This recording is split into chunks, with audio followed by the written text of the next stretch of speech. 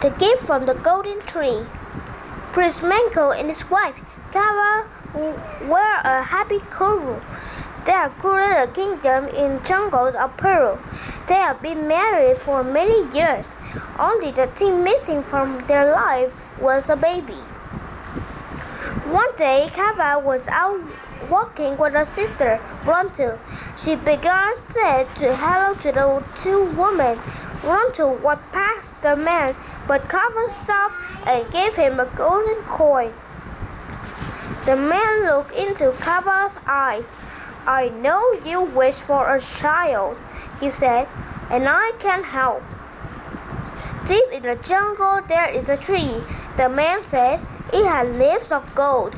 Every 100 years a single fruit grows on the tree. If you eat this fruit, you will give birth to a son. It reaches into back and pulls out a red fruit shaped like a pear.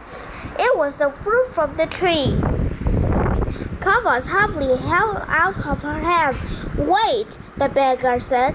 Your son's life will be tied to a magic necklace. If the necklace falls into the hand of someone who wishes him harm, he could be hurt. Do you still wish to eat the fruit? He asked. Oh, yes, she cried. The man whispered into Kava's ear, telling her that the necklace was buried under the gold tree. Then he gave her a fruit. Kava bit into the fruit. Many months later, Monko and Kava had a son. His name is Menta. The new parents were so happy. Rontu, however, was jealous to the couple's good furniture. She was to dislike all three of them, but she was careful to not let her feelings show. When Menta was 8 years old, Rontu asked the boy if he knew where the necklace was hidden. He didn't know. Menta went home and his mother, not thinking, Kava said, Don't worry, son. It was safely buried under a gourd in the jungle. Menta replied his mother's words to Rontu. The next day, Rontu went into the jungle. She searched for days and found the gold tree. She dug around its roots and she found the necklace. She put it on. Back at the palace, Menta became very pale. He stopped breathing and fell into mother's arms. Prince Manko led Menta down a big temple, surrounded by a pretty garden. The gates were locked and no one was allowed to enter except the gardener. The prince and Kava was incredibly sad. They thought they had lost their son. Not everyone thought Menta was dead, but he was not. During the day when Rontu wore the necklace, Menta lay without breathing.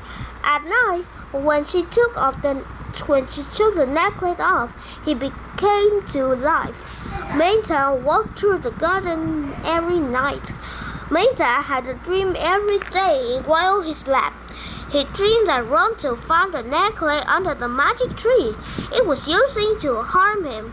Menta had a dream so often that he knew it must be true. Many years passed. Menta grew into a handsome young man. One day, the gardener forgot to lock the gate.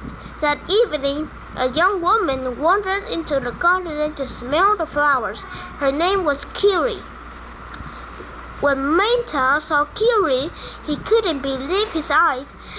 She was the first person he had seen in years. Fate must be you have brought here, he said. Menta told Kiri how Rontu had tricked his family. We must get the necklace, she said.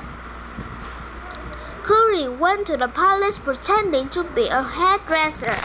She offered to cut Rontu's hair. My, what a pretty necklace, said Kiri.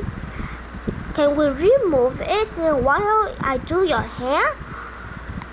When Curly was finished, Rantu stood in front of the mirror looking at her hair. Curly grabbed the necklace and ran to the garden. Free from the curse, Manta ran to the palace to see his parents. Prince Michael and Kava were thrilled to see their son. Prince Michael and told Rantu to leave the kingdom forever. Manta and Curly were soon married and lived happily ever after. Bye, see you next time.